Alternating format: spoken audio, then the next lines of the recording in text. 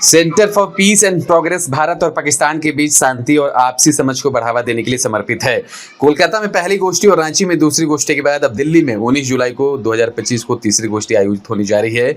इस गोष्ठी का उद्देश्य दोनों देशों के बीच तनाव को कम करना, विश्वास निर्माण करना और दीर्घकालिक शांति के लिए रचनात्मक संवाद को बढ़ावा देना है। मुद्दा यह है कि भारत और पाकिस्तानों के संबंधों में सुधार कैसे हो, कैसे वो संबंध सौहार्दपूर्ण बन सके।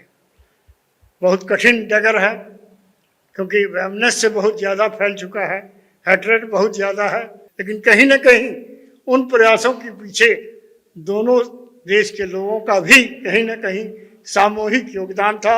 और आज की डेट में उस लांघे के द्वारा यहाँ से लोग हिंदुस्तान से हर रोज़ जा रहे हैं, बिना वीज़ा के जाकर दर्शन करके एक दिन में लौट आते हैं। तो ये एक अच्छी पहल और शुरुआत कही जा सकती है। इसी तरह के वहाँ हिंगलापुर में भी एक मंदिर है, उसके लिए भी इस तरह के प्रयास किए जाएं। तो मेरी समझ में निश्चित तौर पर हम जब कोशिश करेंगे कि सांप्रदायिक सौहार्द आपस में कैसे सद्भावना बने, तो सामाजिक और सांस्कृतिक पहलुओं पर जब ये होगा तो फिर आगे आने वाले वर्षों में और लोगों पर भी काम किया जा सके। भारत और पाकिस्तान के राजनीतिक दल जब तक विद्वेष को बेचते रहेंगे और जनता उस विद्वेष को खरीदती रहेगी राजनीतिक सामग्री के बारे में, तब तक भी शांति संभव नहीं है। तीसरी बात यह है कि शांति की पहल अगर होनी है तो राजनेताओं से करना बेमानी है, वो केवल और केवल नागरिकों की पहल से ही संभव है। और इसके आसार मौजूद हैं। आप क्योंकि भारत पाकिस्तान शांति वार्ता में कई वर्षों से शामिल है, हमें देखते हैं कि न केवल भारत पाकिस्तान में, जो हर जगह जहां इस तरह के विद्वेष है, जहां हम लोग फिलिस्तीनी जैसी जगहों में देख रहे हैं, वहां भी न केवल भारत पाकिस्तान में, आज इजराइल और फिलिस्तीन में भी ऐसे लोग हैं जो अपनी सरकारों का विरोध कर रहे हैं। इजराइल में ऐसी बड़ी मात्रा में महिलाएं हैं जो सड़कों पर आके कह रही है कि आप नरसंहार कर रहे हैं लोगों का।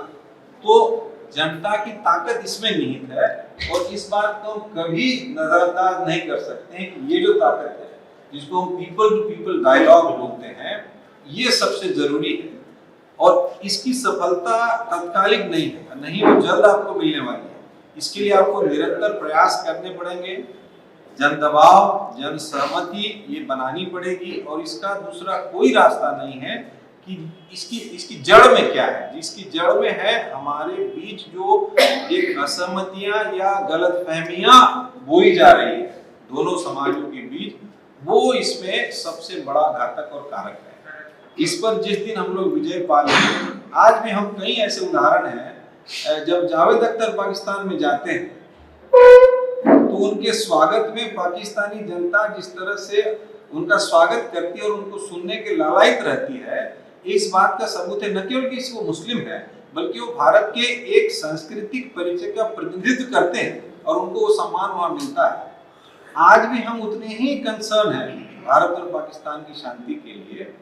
ये मान के चला जाए कि पाकिस्तानी अवाम छोड़ दीजिए, लेकिन पाकिस्तानी सरकार एक के बाद एक ये कहती रहे कि हम 1000 साल तक जंग लड़ेंगे कश्मीर के लिए। जो सरकार अगले साल जिंदा रहेगी कि नहीं रहेगी, वो 1000 साल तक जंग लड़ने का ऐलान करके जाती है और लगभग 6 महीना साल भर बाद वो प्रधानमंत्री जो दावा करता है वो अपने को जेल में पाता है। तो ये स्थितियां वहां है। लेकिन अब ये राजनीतिक विश्लेषण का बात है। मैं नहीं मानता कि पाकिस्तान के इकोनॉमी में, पाकिस्तान की मिलिट्री के पास आज भी ये ताकत है कि अपने बल पर भारत से युद्ध का खतरा मोल ले किसी भी राष्ट्र। ये जो बातें हैं ये हम लोग को विस्तार से समझनी चाहिए, बट वो इस शांति वार्ता से संबंधित नहीं है। मेरा अपना मानना है कि 3 चीजें हैं जो भारत पाकिस्तान के शांति वार्ता में की साबित हो सकती है। सबसे पहली है कि हमारा पीपल टू पीपल जो डायलॉग है वो किसी भी फॉर्म में, कल्चरल एस्पेक्ट में आप देखेंगे कि पाकिस्तानी सीरियल्स जितने दिनों तक या जितने सालों तक भारत में अलाउड हो गए थे, उसका एक अच्छा खासा दर्शक वर्ग पैदा हो गया था। उसने फायदा ये हुआ, हम ये नहीं कह रहे कि उनका बाजार वहाँ पाकिस्तानी कलाकारों की रोजी रोटी चल गई होगी, लेकिन पाकिस्तान की संस्कृति और वहाँ जो दूरी आ गई उसको जानने समझने और वो हमारे कितने नजदीक है इस बात की वो एक खिड़की थी, खुली हुई थी, उसको बंद कर दिया गया। उनके दुख दर्द सब साझा है, वो साझा है, हम लगभग हमारे ही है, इस बात से हम वाकिफ हो रहे थे, उसको बंद कर दिया गया। पाकिस्तान खेलने आ रहा है मुंबई में तो वो पिच को उठा दिया गया। आज भी दुनिया में पाकिस्तान और भारत की टीमें अगर एक साथ खेलती है तो वो सर्वाधिक आकर्षण का विषय है लोगों के बीच में। वो इसलिए नहीं कि हमारी दुश्मनी है, हम एक दूसरे के साथ जीना खेलना और कुछ रोमांच को साझा करना चाहते हैं, ये बात उसमें शामिल है और लोग इसको समझते नहीं। वो इसको अगर आप इसको जंग का रूप दे दें तब तो बात ही अलग है, जंग का रूप नहीं है, वो अंदरूनी एक आकर्षण का हिस्सा है। इस बात को हमें समझना चाहिए और मैं शुक्रगुजार हूँ कि आज इस आयोजन में मुझे विशेष आमंत्रण के रूप में बुलाया गया है और भी विस्तार से बातें हो सकती हैं रूप से आगे। खबर का मतलब बवाल न्यूज, हमारे चैनल को सब्सक्राइब जरूर करें।